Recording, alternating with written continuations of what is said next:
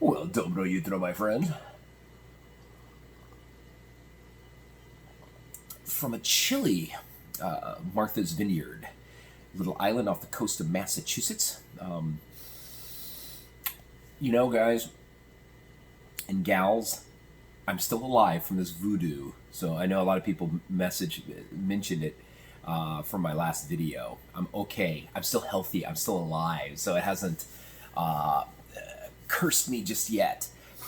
Um, Anyway, my car will be here this weekend, my Honda.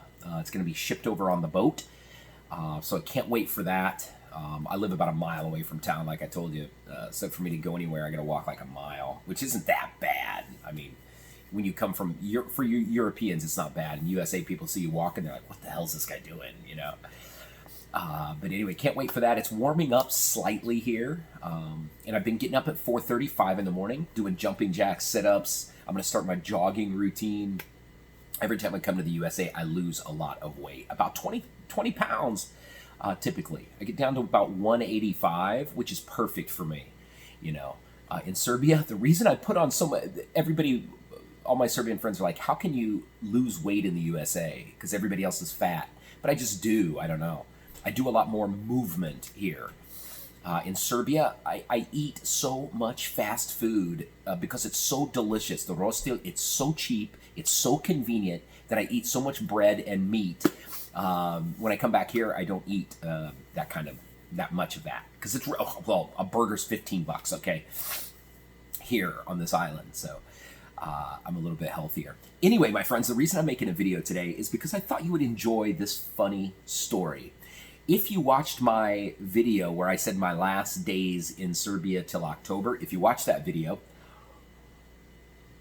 at the very end of this 20-minute video, you saw a portrait mode video where I'm sitting next to somebody on my airplane and I show his passport, okay? Let me show you now a blow-up picture of that because I know you couldn't see it well, okay? Can you see it? Let me show you a little. Oh, no, I can't. It's in this phone. Anyway, what are the odds? Me, a dual citizen, a Serbian citizen, an American citizen. I fly from Belgrade to Istanbul. The new Istanbul airport's gorgeous. I have like a 2-hour layover. I go get something to eat at Burger King. Oh my, or Carl Jr.'s. I'm sorry. You know how much I paid? Fuck. You can pay in American dollars, whatever currency. It was $17 for a meal. And it was a small burger and some French fries and an iced tea. God, ungodly expensive. Anyway, ate it, go to my gate. I heard Serbian language all over. There's people across from me were speaking Serbian. I saw a group of guys come through. One of them had that, you know how they said in Montenegro, it was the teachers, I think is how that Smurf came about. They said something about some Montenegrin teachers were saying that the Serbian students couldn't draw the Serbian flag, or couldn't wear the Serbian flags or something like that. Couldn't show the Serbian flag. Forgive me if that's incorrect. That's just what I'd heard. Anyhow, so the Serbian said, well, we can use the Smurf because the Smurf is red, blue, and white, just like the Serbian flag. I think, isn't that correct? Yeah, it's red, blue, and white. I do know my flag, but I was trying to think of a Smurf. Smurf, yeah, because the hat is red, and then their skin is blue, and their pants are white. So anyway, the Serbs came up there as a way to represent Serbia, to show the Smurf instead. So anyway, I saw this group of guys. There was a couple guys with this red, blue, and white, and then a Smurf in it, Quite a few, I mean, just two of those guys, but quite a few Serbians in there because I heard them. Two people knew me. One young man messaged me on Instagram. I forget his name now. He's from Shabac. He saw me, came over and spoke to me. Another guy said, hey, Charles, what's up, man? How are you? I said, hey, I'm good. Thank you. So that was in Istanbul, waiting to go to the USA, okay? Packed. It was full plane, I was in the very back. There was 52 rows or 53 rows or something like that. It was a weird number. I was sitting in, I think, 52A. I went online early and selected my seating on there. I always do, because I always want to sit by the window or the aisle, because I cannot sit in the middle. I move around so much. My back hurts, and I just hate sitting, for that extended period without either the window to lean on to sleep or the aisle to get out and to take a pee show, whatever. But anyway, this flight had lots of three seats, 4 seats, 3 seats, except in the very back there was 2 and 2. So I selected one way in the very back of the plane because I had another big layover in New York, 3 hours. So I didn't need to sit close to the front to get off to catch my flight, So I thought, I'm just going to sit in the back, so I only have to sit by one person so I can get out easy if I need to. I get on the plane, and there was a gentleman sitting in that aisle seat, and I said, hey, I said, hello, I said, I'm sitting over there, and he slaps me, he says, okay. And so he slapped me, touched me. Well, it didn't bother me. I touch people when I talk. I'm bad about that, But he just said, okay. And he got up and let me sit there. And I am a guy who, on a plane or any public transportation, I don't like chatting because I think it's rude for the other people around to listen to your conversation. It's uncomfortable to have them listening to your conversation. And I just don't like to be bothered. I like to listen to my music. I think that's what an airplane is. Listen to music, watch entertainment, look out the window, and just relax and shut up, That's how I feel. So anyway, I'm sitting there. The guy taps me. He asked me a question.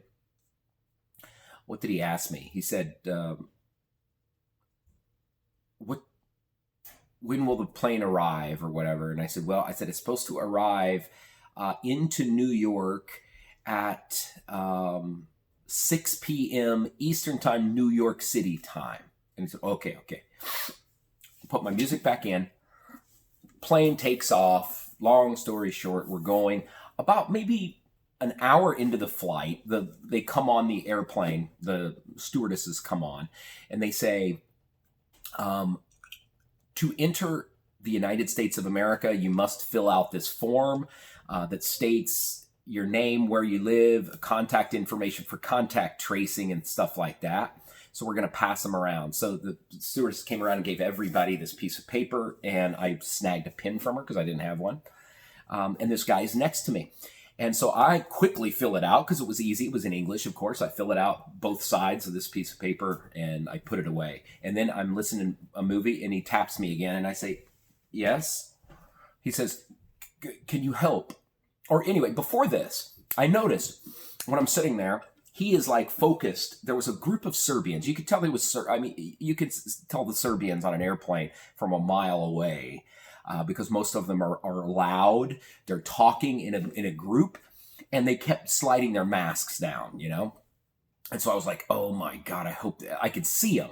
We're sitting here, and they're sitting like one row up on the other side. So it was like right in my line of sight. And same with this guy I'm sitting next to. And I noticed he was watching and listening, to them. When I'd look over and see those guys, they'd laugh loud, the Serbians, and they're the ones with the Smurf. One of them had the Smurf thing on. And so I'd look over there every once in a while, I'd hear them laugh, and then I'd see their mask come down. Stewardess would come by and say, put your mask up. And they're like, okay. And then a few minutes later, it was down. And I thought, oh my God, these Serbians are going to cause this flight to turn around because they're not wearing their masks. That's what I was thinking. And this guy, he just keeps watching over there, which I felt like, just noticed because I looked over there and I saw him looking over there. But they were kind of loud, so I didn't think much about it. And then after I filled out my papers, I put it in my bag. I start watching the movie again. He goes, shh, and I go, yes. He says, can you help? And because his form, he hadn't started on his form. And I said, which question do you want me? What do you need to know? And he says, everything. And I said, well, everything? I said, okay. So I pull out my sheet, and I said, okay, up here, you need to put your name. I noticed his accent when he was speaking, that it wasn't Balkan. You know, I can tell, well, I mean, I noticed he wasn't Slavic sounding, like Serbian, Croat, Bosniak, a Serbo-Croatian language, whatever you want to call it. I knew he wasn't because I can tell that accent well. Anyway, so I knew he was odd. I had in my head, because I always try to distinguish where somebody's from. We were in Istanbul. I knew he wasn't Turkish because of his complexion. He was kind of a taller guy. He looked, I was thinking like Bulgarian maybe, you know? Because he was pretty white and, I don't know, strange accent in English, but I couldn't identify it. Anyway, so I said, okay, here you need to put your name, you need to put your country, you need to put your contact phone number, where you're going in New York, if you're staying in New York. So we went through it. And I showed him the phone number, and I said, the phone number here, I said, I live in Serbia. I said, so I put my Serbian phone number because I don't have an American phone number. But if you have an American phone number in New York where you're going, put that. I put my Serbian one because I live in Serbia. And he didn't say anything. And I thought he was going to say, oh, wow, you live in Serbia? Well, I'm from somewhere, but he didn't. And then we flipped it over, and I said this, and he says, oh, thank you. Touch. No problem. Happy to help. A few minutes later, I notice he pulls out his bag, he lays down his passport right there, and it's Kosovo. And I'm thinking to myself, you gotta be kidding me. Out of every country in the world, out of every possible person I could possibly sit by, it's somebody with a Kosovo passport, you know? And then it all connected here.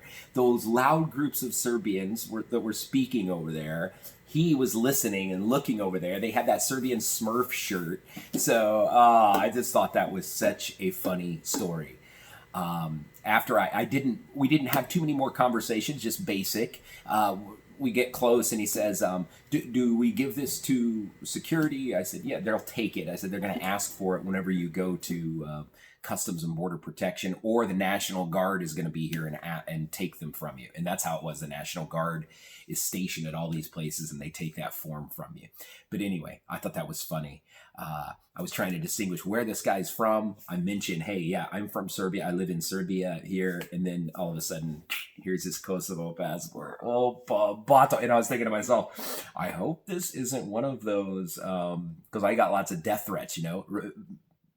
More specifically, the one about 2 years ago that I sent to the embassy in Crna Gora and I sent to the embassy in Belgrade, because it was a detailed death threat, how they were going to cut my head off. They knew what, because I was going to go to Albania for New Year's Eve. And it was this real long, detailed death threat where they knew where I came, where I was at. It really freaked me out. And I get a lot of hate mail from them, even though I don't say anything bad about Albanians. I've never said any bad thing ever, you know, about them. But if you like Serbia, if you say nice things about Serbia, there's a lot of people that instantly hate you, unfortunately.